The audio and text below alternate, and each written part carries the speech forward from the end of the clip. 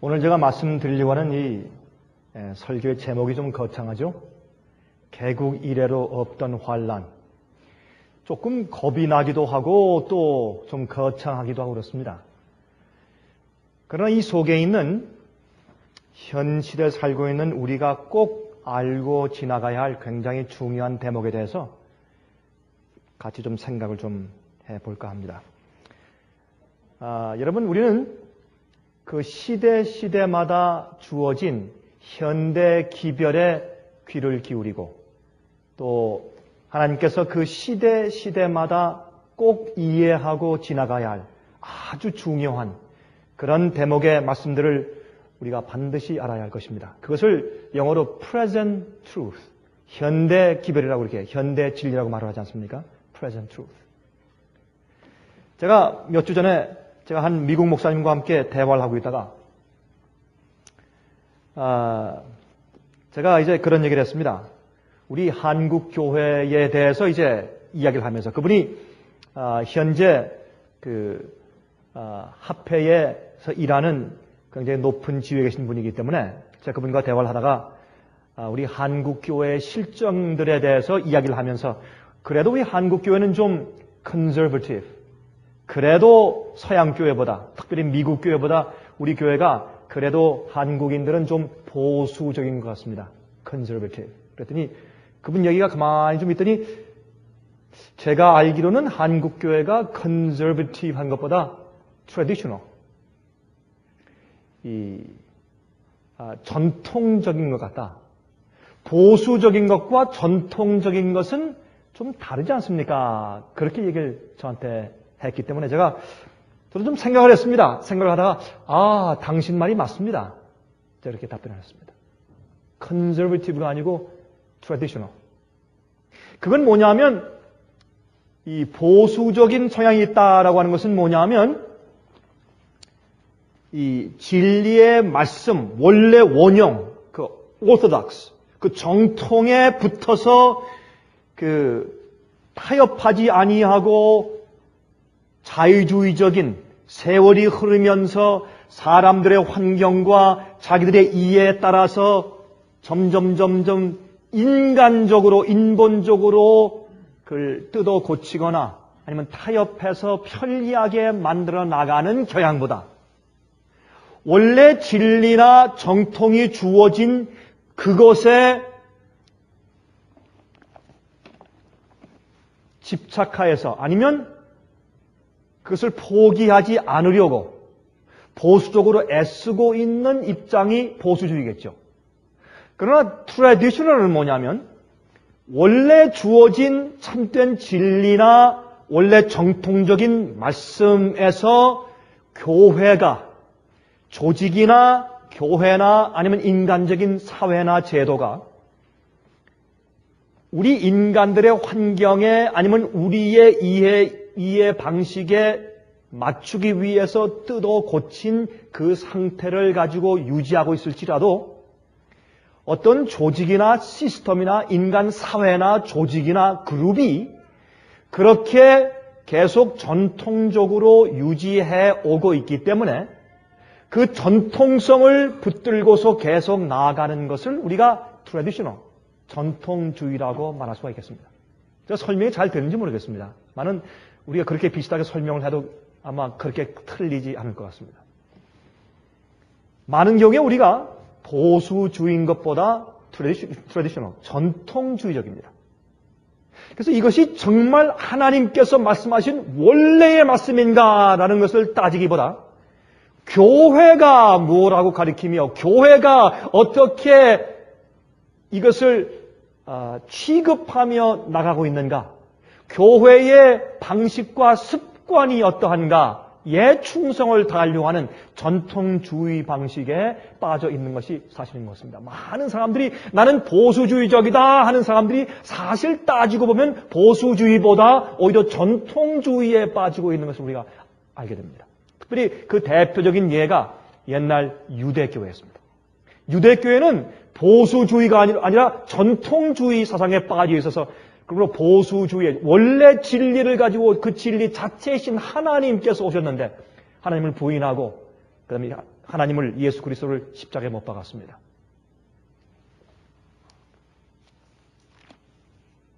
여러분 우리가 사실은 각 시대마다 하나님께서 주시는 진리들이 있습니다. 그 진리들을 받아들이고 성령의 은혜로 식별하고 이해하고 그대로 사는 것은 보수주의 사상을 가지고 있는 그리스도인들이 반드시 살아야 할 아주 중요한 대목입니다.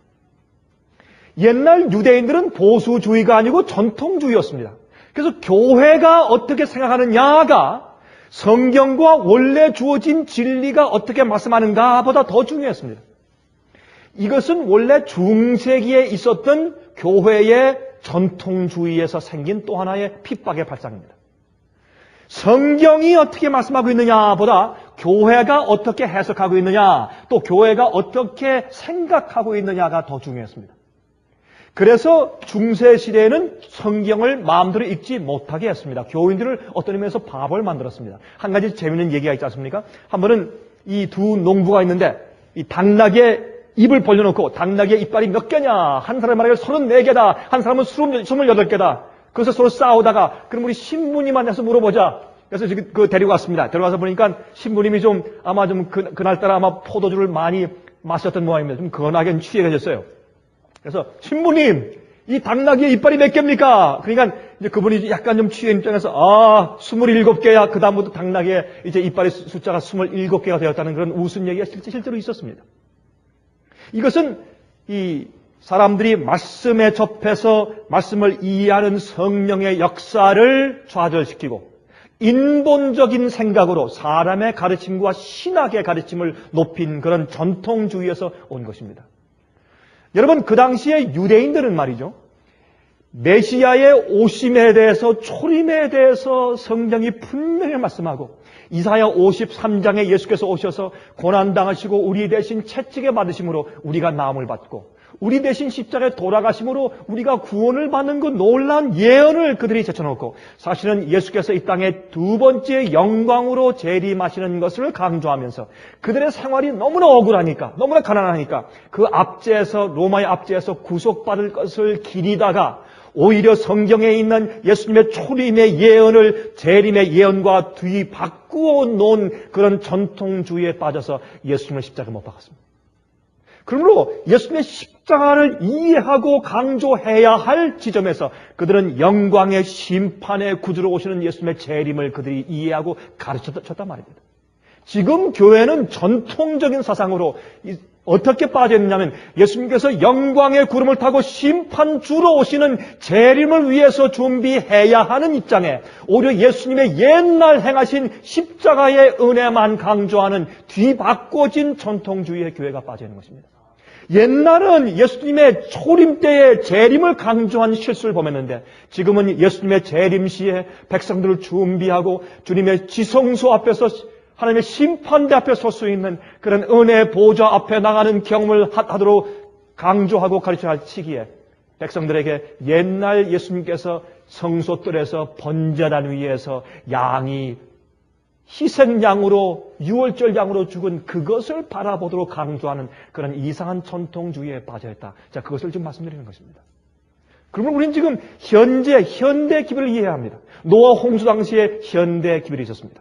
그 당시에는 사람들은 아주 오늘 해가 뜨고 또 지고 다음 날도 해가 뜨고 질 것이고 어제도 그러했고 똑같이 비가 없어도 이슬을 통해서 안개를 통해서 농작물이 잘 자라서 너무나 아름답고, 여러분 에덴 동산에서 쫓겨난 지가 얼마 안 됐기 때문에 정말 세상이 아름다웠습니다. 죄의 흔적이 별로 아직 보이지 않은 때였습니다.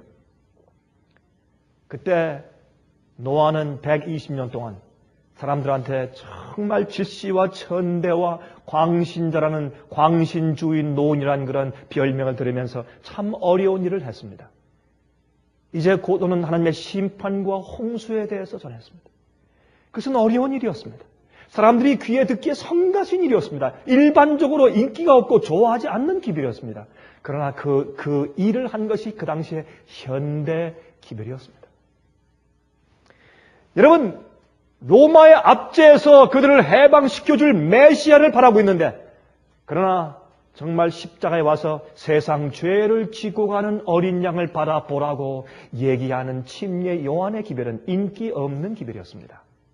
또 한 가지 침례 요한이 와서 회개하고 정말 침례를 받으라는 그런 기별은 사실은 인기 있는 기별이 아니었습니다. 그래서 그는 현대 기별을 전하다가 목 잘려 죽임을 당했습니다. 예레미야는 현대 기별을 전했습니다. 애굽을 의지하지 말고 바벨론과 화친하라 했습니다. 이제 애굽은 내려가고 바벨론이 온다고 얘기했습니다. 이제 이 유대 땅이 망한다고 얘기했습니다. 그 기별은 그 당시 현대 기별이었습니다. 그것은 전하기에 어려운 기별이었습니다. 이사야도 현대 기별을 전하다가 목 잘려 이제 이 몸을 톱으로 켜서 죽임을 당했습니다. 엘리야는 물론 그 당시에 엄청나게 교회를 책망하는 현대 기별을 전하다가 전통주의에 빠진 교회에게 큰 핍박을 받았습니다. 여러분, 오늘날 이 시대, 우리가 이 마지막 시대를 살고 있는 그리스도인으로서 꼭 알아야 될 것은 뭐냐면 앞으로 오는 환난에 대한 것이고 환난에 어떻게 설까 하는 준비에 대한 것입니다. 그것은 우리가 마땅히 지금 전하고 또한 계속해서 얘기해주고 설명해줘야 할 중요한 우리가 살고 있는 이 시대의 현대 기별인 것을 알 수가 있습니다. 하나님께서는 그 시대마다 필요한 때 꼭 현대 기별을 주어서 곧 당초올 장래 예언적인 성취를 위해서 교회가 준비되도록 하시고 또 그렇게 해오신 것을 우리가 알게 됩니다. 다니엘 12장 1절입니다. 다니엘 12장 1절 다음과 같이 말씀드리는 것을 우리가 볼 수 있습니다. 그때에 내 민족을 호위하는 대군 미가엘이 일어날 것이요 또 환란이 있으리니 이는 개국 이래로 그때까지 없던 환란일 것이며 그때에 내 백성 중 무릇 책에 기록된 모든 자가 구원을 얻을 것이라 그랬습니다. 여러분, 여기에 먼저 우리가 잘 알지만 한 두 가지만 설명을 좀 하고 뒷배경을 이해하고 지나가십시다. 여기 먼저 그때에 그랬습니다. 그때에 하는 것은 이것은 이 다니엘 11장 맨 마지막 44절 45절에 있는 요 배경을 말씀하시면서 그러한 일이 생길 때에 그런 말입니다. 여기 이것은 북방왕이 44절 그러나 동북에서부터 소문이 이르러 그로 번민케 하므로 이것은 마지막에 하나님의 성령의 늦은 비 성령의 총명을 받고 나가서 외치는 주의 백성들의 큰 소리 외침을 상징합니다. 나가서 동북에서부터 소문이 옵니다. 예수께서 동쪽에서부터 오실 것입니다. 여러분, 이제 보시면 알지만은 성소가 놓여진 그 방향이 지성소는 서쪽에 있었고 지성소로 들어오는 길은 동쪽에 있었습니다. 예수님께서 이 땅에 오실 때 동편에서부터 오신다고 말씀되어 있습니다. 여러분, 또한 요한계시록 7장을 보면 인치는 천사가 해가 뜨는 곳에서부터 옵니다.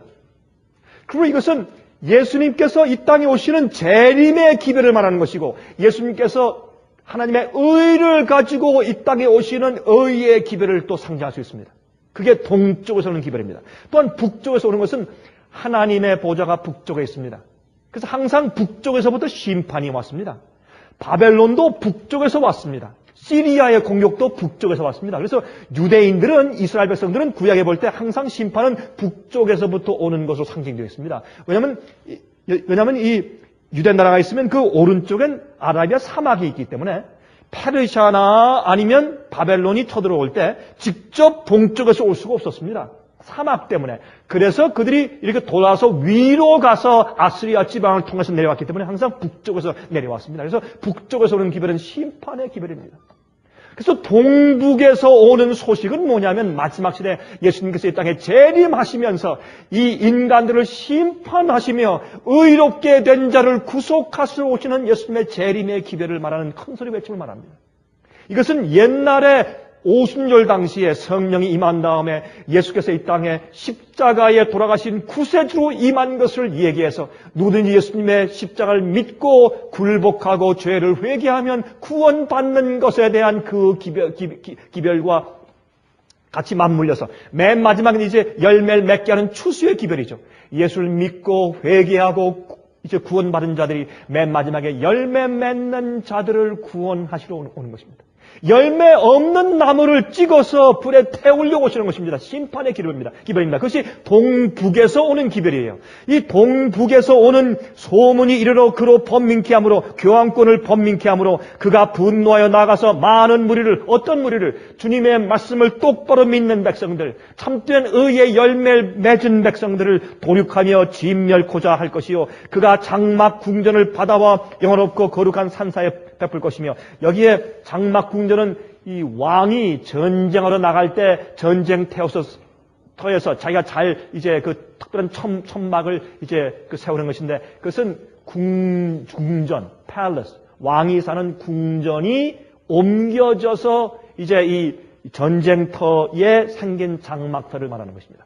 그 장막 궁전을 바다와 영원롭고 거룩한 산사에, 영원롭고 거룩한 땅이 아니고 영원롭고 거룩한 산이에요. 이때 이것은 교회를 상징합니다. 교회와 참된 주님의 교회, 여자의 남은 무리, 하나님의 계명을 지키며 예수의 믿음을 가진 무리, 예수의 증거를 가진 그 참된 무리 말입니다. 그 무리들, 참된 교회와 그 다음에 바다는 많은 사람을 상징하죠. 이 세상에는 많은 사람들과 교회 사이에 장막 궁전을 치고 사람들이 더 이상 마지막 참된 진리와 기별을 받지 못하게 방해하는 모습을 여기 보는 것입니다. 이때가 어떤 때입니까? 이 북방이 나가서 참된 주의 백성들, 여자의 남은 자손들을 죽이려고 도륙해서 없애려고 나가는 마지막 환난과 핍박이 올 때에, 그때에 내 민족을 호위하는, 무슨 민족이에요? 다니엘의 민족이에요. 다니엘 서니까.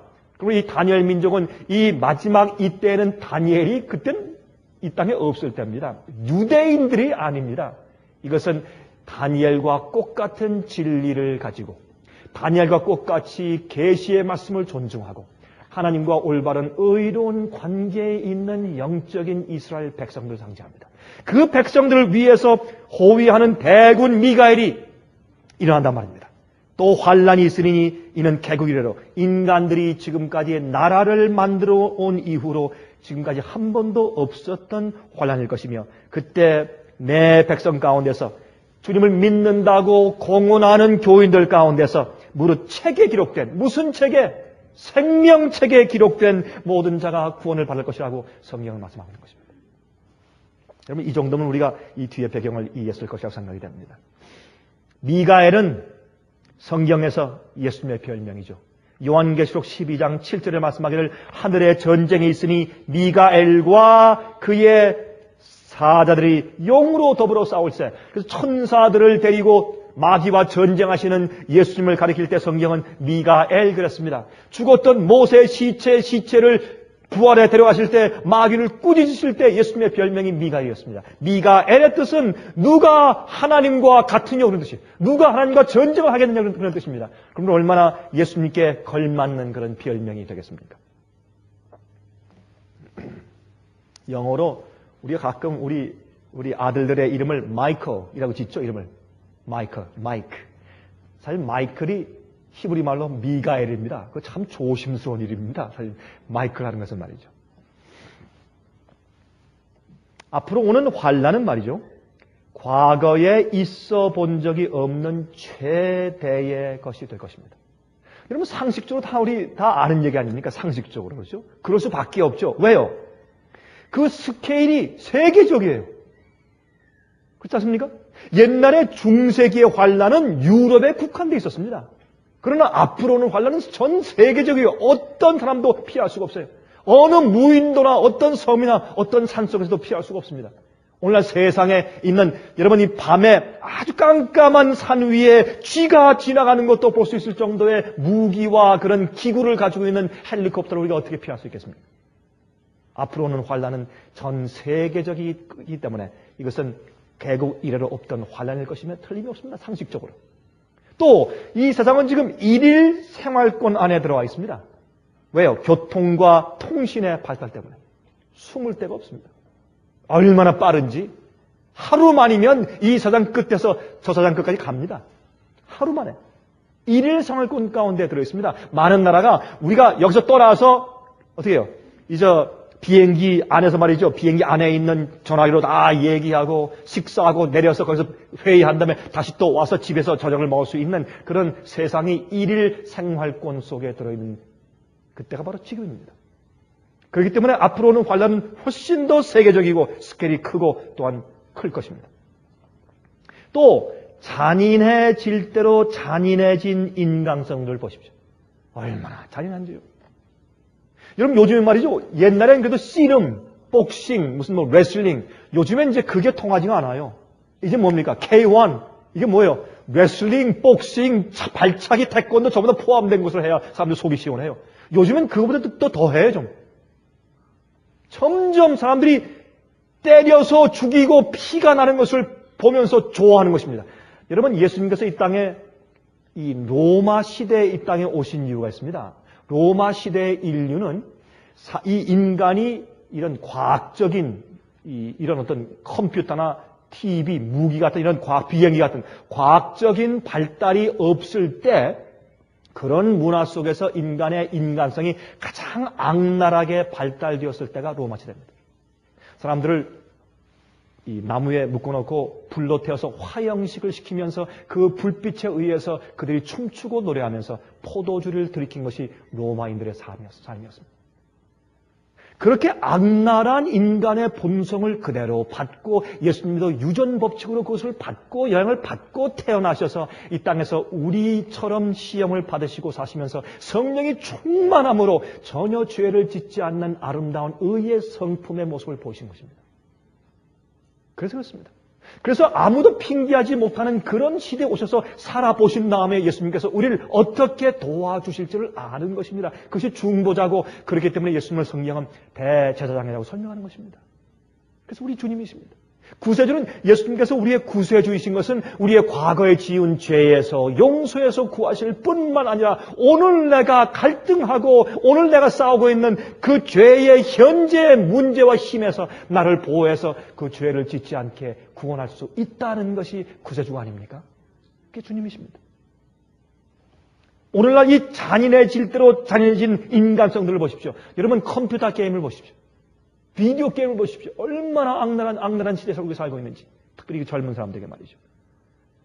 또한 이 악랄해진 핍박과 증오의 방법들, 다른 사람들한테 고통을 가하기 위해서 그 핍박하고 고문하는 그 악랄한 방법들의 극치들.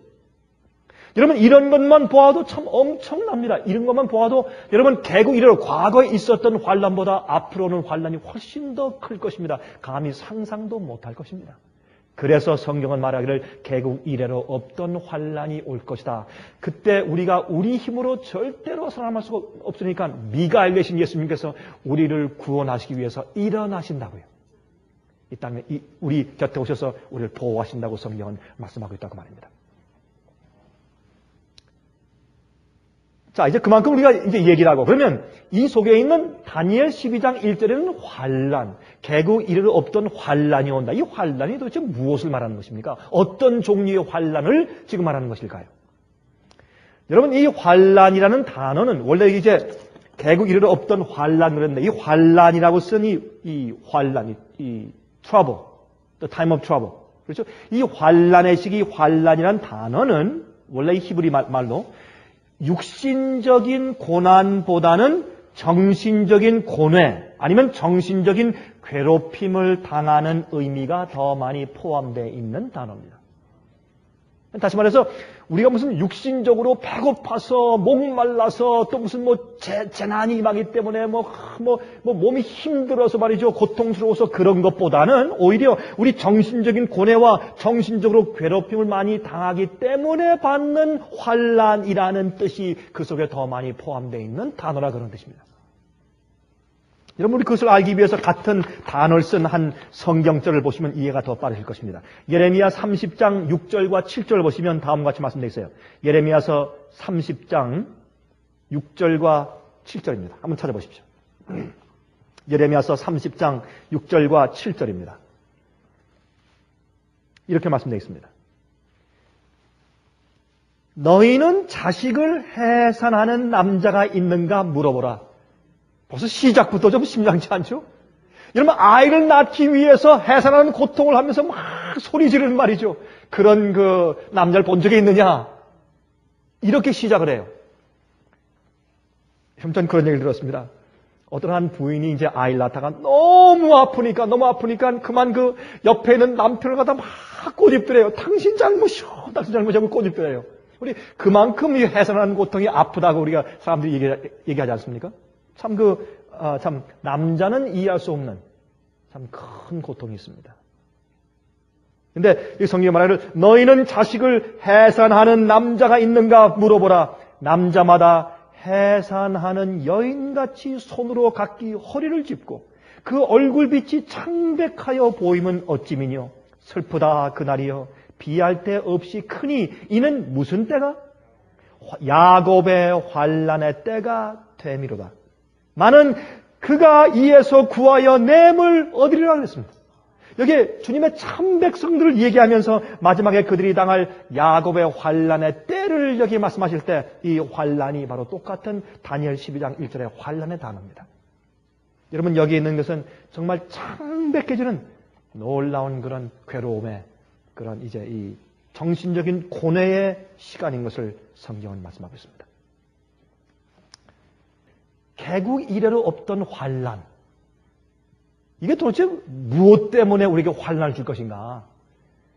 이 환난이 언제 어떻게 올 것인가? 그거 알 수 있는 사람이 있으면 좋게요. 그건 우리가 모릅니다. 언제 주님께서 환난을 베푸실 것이며 또 어떤 방식으로 갑자기 임할지 우리는 알 수가 없습니다. 그러나 우리가 한 가지 분명한 것이 있습니다. 세상의 징조들을 보면서 그때가 멀지 않은 것만큼은 분명히 합니다. 여러분들이 이제 분명히 속히 온다고 미리 준비하고 있다가 혹시 늦게 오더라도 여러분들은 손해날 것이 없습니다. 그러나 여러분들 마음 가운데 더디 온다고 생각했다가 준비하지 못하면 여러분들은 악한 종이요. 마태복음 24장에 말하기를 악한 종들은 주인이 더디 온다고 말하면서 다른 종들을 때렸다 그랬어요. 예수님의 속히 오심과 세상의 마지막 환난이 속히 오음에 대해서 또 우리가 빨리 영적으로 준비해야 함에 대한 이야기를 할 때 사람들이 어떻게 해요? 광신적이라고 얘기하면서 그 종들을 때리는 것이 오늘 현재 예수께서 재림하시기 이전에 오늘 사태가 아닙니까? 여러분들은 오히려 예수님께서 혹 지체하시는 한이 있더라도 속히 오신다고 믿고 미리 준비하고 있는 슬기로운 처녀가 되시길 바랍니다. 기름을 준비하시기 바랍니다. 기름. 등잔이 있지만 그 속에 기름들이 없습니다. 여러분, 우리 성경을 다 가지고 있습니다. 그러나 기름이 그 속에서 진리를 태워야 합니다. 여러분, 진리로 성화됨을 받지 못한 자들은 앞으로 진리를 믿는 자들에게 원수가 될 것입니다. 진리는 그 진리가 나를 변화시키고 나를 거룩하게 만들어야 그게 진리입니다. 진리는 우리가 이해하는 것으로 그치는 것이 아닙니다. 진리 속에 기름이 있도록 하십시오. 진리 속에 빛이 있도록 하십시오. 우리의 어두움을 항상 비치는 빛이 되는 성령의 기름을 마음 가운데 항상 받으셔야 합니다. 네. 그래서 내 속에 감춰진 죄를 굴복할 수 있는 성령의 기름을 받아야 합니다.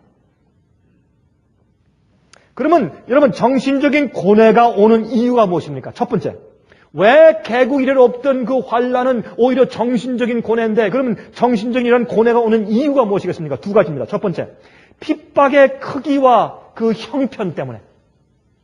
핍박이 이렇게 큰 핍박과 형편이 올 거 사람들이 감히 상상을 못했어요. 그래서 사람들이 큰 마음 가운데 정신적인 고뇌를 받는 것입니다. 본인과 가족들의 생명에 대한 위협을 받습니다. 괴롭고 외롭고 처절한 입장에 처하게 되는 것입니다. 그들이 깜짝 놀랍니다. 그들이 과거에 이런 경험을 당해본 적이 있기 때문에 그들이 이것을 이길 도리가 없습니다. 감당할 도리가 없습니다. 그래서 그들은 정신적인 고뇌 가운데 빠지면서 하나님께서 혹시 나와 내 가정을 버리셨는가 하는 오해에 빠질 정도로 엄청난 환난 가운데 그들이 들어가게 되는 것입니다. 그래서 그들이 사실은 큰 고뇌 가운데 들어가게 됩니다. 이때는 하나님께서 당신의 백성들의 성도들의 인내를 보여지게 허용하시는 시기입니다. 이때 이들은 자기들 생명의 위협이 있을지라도, 어떤 일이 생기고 어떤 불이익을 당할지라도, 어떤 일이 있을지라도 절대로 진리대로 설 것이고 나를 부인하지 않을 자들이다 라는 것을 증명해서 보여주시는 시기입니다. 이것은 어려운 시기입니다. 하나님께서 좋아서 이것을 허용하시는 것은 아닙니다. 그러나 마귀의 고소와 이 세상의 이 죄의 역사가 끝나기 전에 한 번은 반드시 주님께서 이러한 증인들 통해서 보여주시고 나서 끝내야 할 일입니다. 한 번은 당해야 될 일입니다. 이런 일이 있어야 하늘의 법정에서 이 사건이 끝나는 것입니다. 주님께서 그 일을 행하실 것입니다. 진리를 모르는 자들에게 오류에서 구원해 내는 일을 하시기 위해서 그런 고통 가운데 심지어 순교당해서 죽는 일이 있더라도 그들이 끝까지 진리를 위해서 서는 자들의 그 헌신을 보면서 많은 사람 가운데 드디어 마음이 깨어지고 마음 가운데 감동을 받고 그들이 이거 도대체 저 사람들이 믿는 것이 무엇인가 진리를 알아보고 싶은 마음이 생기는 것입니다. 여러분 옛날엔 말이죠. 어떤 사람들은 말이죠.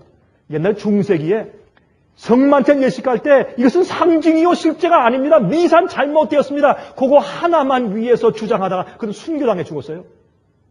어떤 사람들은 성경 예언 하나 때문에, 어떤 사람들은 계명을 지키는 것 때문에, 어떤 사람들은 말이죠 예배드리는 방식 때문에, 어떤 사람들은 신부의 제도를 부인하다가 그 몇 가지, 어떤 사람들은 한 가지, 두 가지 진리를 그들이 고수하다가 그들은 생명을 바쳤어요. 어떤 사람들은 높은 절벽에서 뜨림을 당해서 떨어져서 창자가 터져서 죽었어요.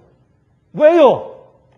그 하나의 진리를 고수하고 잘못된 진리를 가지고 있는 오류에 있는 사람들을 깨닫게 하고 그들을 거기서 건져내기 위해서 하나님께서 당신의 백성들과 성도를 희생시켰습니다.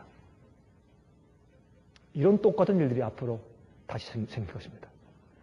여러분, 이런 일들을 위해서 하나님께서 핍박의 크기와 형편을 허락하실 때 그때의 성도들이 이 정신적인 고뇌에 빠지게 될 것입니다. 그러나 성경을 말하기를 그들은 앞으로 반드시 성공하고 그들은 승리할 것이라고 말씀하고 있습니다. 예수님께서 죽음을 승리하시고 십자가의 고통을 승리하시고 겟세마네 동산의 고뇌를 승리하시고 십자가를 지고 가시는 것을 승리하시고 괴로움을 승리하시고 외로움을 승리하시고 핍박을 승리하시고 이런 모든 것들 승리하신 것처럼 우리도 앞으로 승리할 것입니다. 그것은 확실한 것입니다. 두 번째, 정신적인 고뇌의 환난의 이유 두 번째, 자기의 죄에 대한 마지막 씨름입니다. 자기의 죄에 대한 마지막 씨름이에요.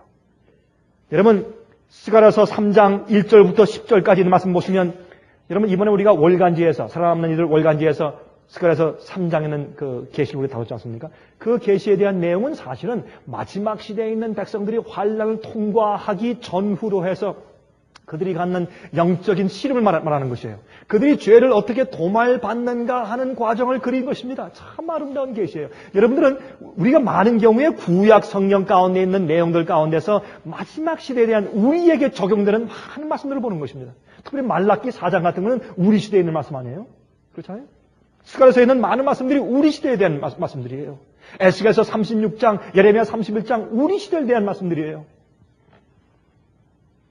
이사야 2장 우리 시대에 대한 얘기예요. 미가 5장 우리 시대에 대한 얘기들이에요. 많이 구약성경 가운데서 마지막 시대를 말하는 말씀들이 얼마나 많이 기록되어 있는지 모르겠습니다. 여러분 이 스가랴서 3장을 읽으면 마귀의 고소가 있습니다. 주님 앞에 여호수아가 대제사장이 그 교회를 대표합니다. 우리를 대표합니다. 무릎 꿇고 무릎 꿇고 이제 다 고개를 숙이고 있는데 그에게 더러운 두루마기가 입혀져 있습니다. 참 보기 흉해요. 우리의 죄를 상징합니다. 그때 마귀는 고소합니다. 그때 여러분 이걸 이해하셔야 돼요. 마귀는 형제들을 고소하는 자고 또 마귀는 어떤 자라 그랬습니까? 마귀는 거짓말의 아비예요. 그러나 지금 이 여호수아를 교회의 죄를 고소하고 있는 마귀는 거짓말하고 있는 것이 아니요. 맞습니다. 마귀의 고소가 옳아요. 왜? 우리가 그런 죄를 지었기 때문에 올바른 고소를 하고 있습니다. 그때 예수님께서 어떻게 합니까? 마귀는 그들의 과거의 죄들을 너무 잘 알기 때문에 낱낱이 지적하면서 이들이 구원받을 수 없습니다. 이들이 구원받으면 우리도 다시 하늘에 들어가야 합니다. 이렇게 고소하고 있을 때 참 난감한 것입니다. 그때 예수께서 말씀하기를 이들이 불에 타다 남은 나무 조각 같지 않느냐. 다시 말해서 내가 그들을 지금까지 이렇게 고소하고 괴롭혔으면 됐지 또 무엇을 더 하려고 하느냐? 그런 말이에요. 불에 타다 남은 나무 조각 같다냐. 주님께서는 죄를 많이 지은 당신의 백성들을 불쌍히 여기세요. 근데 불쌍히 여기는데 어떤 입장에서? 옷을 새롭게 입힘을 받기 위해서 기다리는 교회예요. 자기가 더러운 누더기를 입고 그냥 주님께서 봐주심으로 슬쩍 하늘에 들어가려고 하는, 다시 말해서 자기 죄를 포기하지 않으려고 하는 그런 태도가 아니라 죄를 버리고 포기하고 버리고 다시는 그런 일 가운데 빠지지 아니하고 의롭게 살려는 결심을 가지고 주 앞에 무릎 꿇고 있는 사람을 말하는 것이에요. 그런데 이렇게 쓸모없는 나무, 불에 타다가 남은 조각 같은 그 나무를 보시면서 주님께서 말씀하기를 마귀의 고소를 중지시키면서 주님께서 내가 내 백성들 위해서 마지막 역사를 아직 끝나지 않았다고 말씀하세요. 아직 끝나지 않았다. 좀 기다려라. 내가 이 교회와 함께 교회를 아직 끝내지 않았다. 내가 아직 할 일이 있다. 역사를 또 말하는 것입니다. 아직 주님의 중보 사업이 끝나지 않은 것입니다. 언제까지? 주님께서 그들에게 새 깨끗한 의의 두루마기 옷을 입혀주신 다음에 주님의 계명을 지키고 주님의 도를 준행하며 율례를 지키는 교회와 백성을 만들 때까지 주님의 중보가 아직 끝나지 않은 것입니다. 여기에 대한 오해가 교회에 많이 있는 것입니다.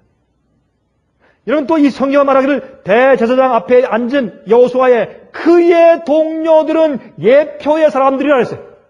이 사람들이 앞으로 뭐예요? 증인으로 설 예표의 사람들이에요. example. 증인들로 모범으로 보여줄 사람들이라고 이렇게 성경은 말씀하고 있어요. 또 내가 땅의 죄악을 하루 동안 제할 것이라 그랬어요. 이런 것을 읽어보세요. 스가랴서 3장 1절부터 10절까지. 내가 땅의 죄악을 하루 동안 제할 것이라. 하나님께서는 우리 죄를 용서하실 뿐더러 우리 죄를 도말해서 씻어서 지워서 없애버리시려고 하시는 것입니다. 죄의 용서와 도말엔 차이가 있어요. 죄의 용서는 우리가 회개하고 십자가 앞에 나올 때 죄의 용서가 있습니다. 그러나 그 다음부터 우리가 대속죄일까지 가서 대속죄일이 필요한 것은 하루 동안은 대속죄를 말하는 것이에요. 대속죄의 죄를 도말하는 것은 뭐냐면 그 사람이 더 이상 그 죄를 짓지 않을 성품이 준비되어 있는지, 정말 그 사람의 회개가 정말 진실된 것인지, 그 사람이 주님의 계명을 지키고 죄를 버린 성품이 그 사람 가운데 있는지를 조사하시는 것입니다. 그리고 그를 인치시는 것입니다. 땅의 죄악을 내가 하루 동안 제할 것이라. 대제사장 앞에 앉아있는 그 동료들을 예표의 사람들이라고 불렀어요. 이 일을 주의 백성들이 통과해야 되는 것입니다. 그래서 그들은 이 참 마음 가운데 굉장한 그런 고뇌의 경험을 마지막에 하게 될 것입니다. 여러분 기억하세요. 그러나 생각해보세요. 예수님께서 겟세마네 동산에서 십자가 위에서 어떻게 했습니까? 자기가 죽게 되어서 완전히 버림받게 될지언정 나의 하나님 어찌하여 나를 버리십니까? 완전히 버림받아서 무덤 속에 들어가서 다시는 부활에 나오지 못하게 될지라도 하나님, 내가 아버지의 뜻대로 내가 죽겠습니다. 내가 저들을 사랑합니다. 이것이 예수님의 생애예요. 이것이 마지막 시대 백성들의 생애 품성의 성질일 것입니다.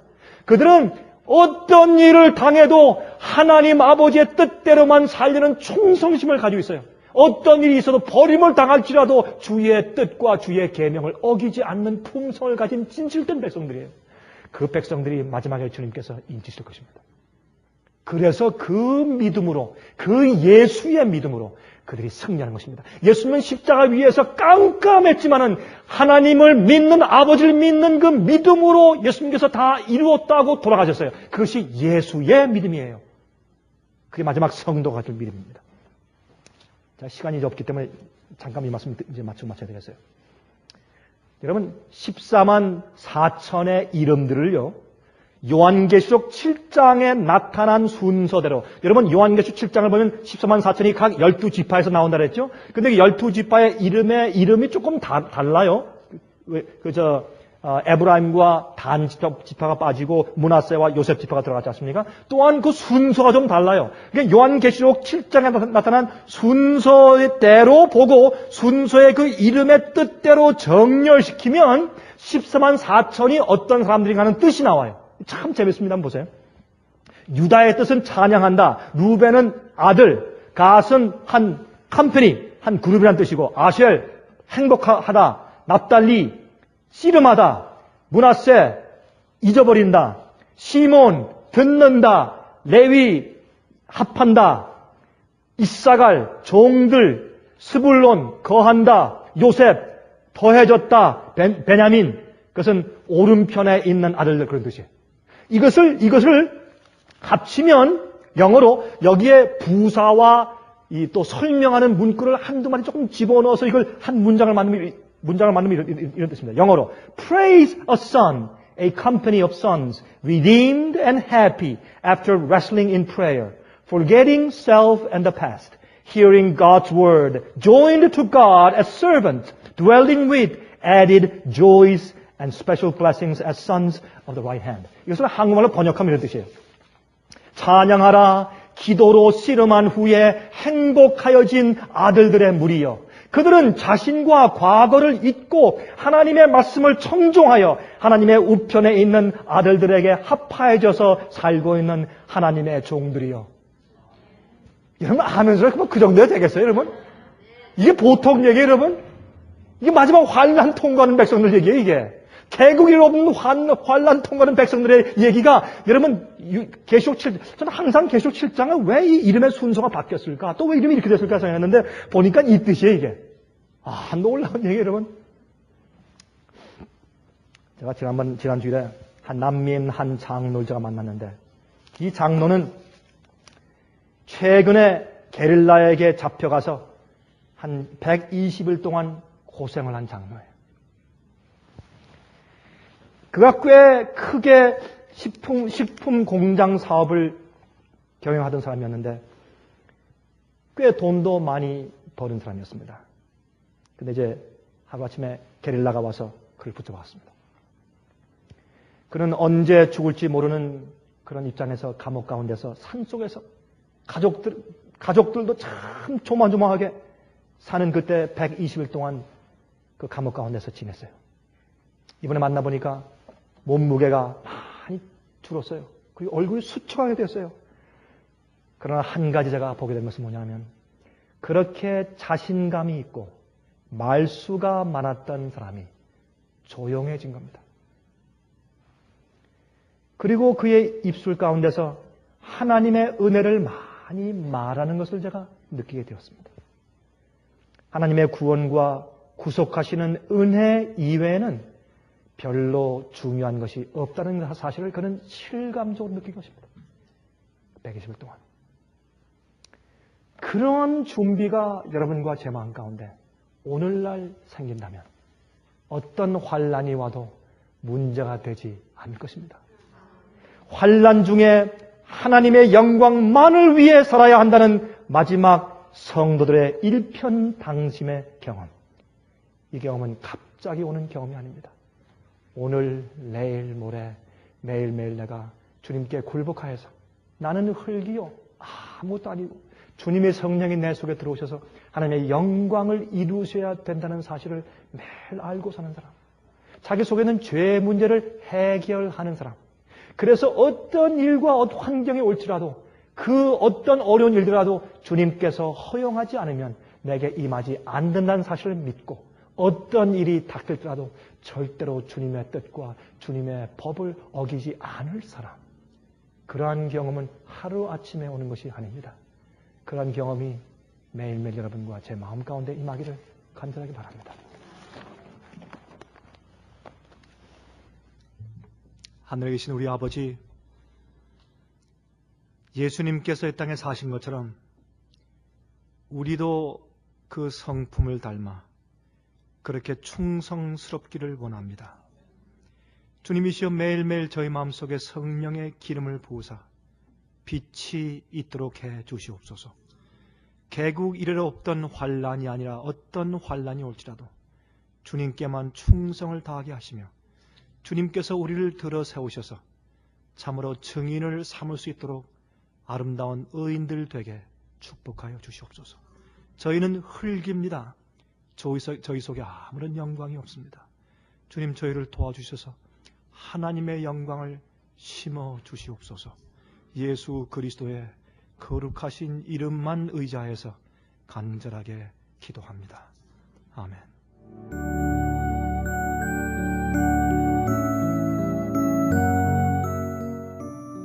예수님의 재림이 가까워오고 있습니다. 지금은 영원한 하늘을 위해 준비해야 될 때입니다.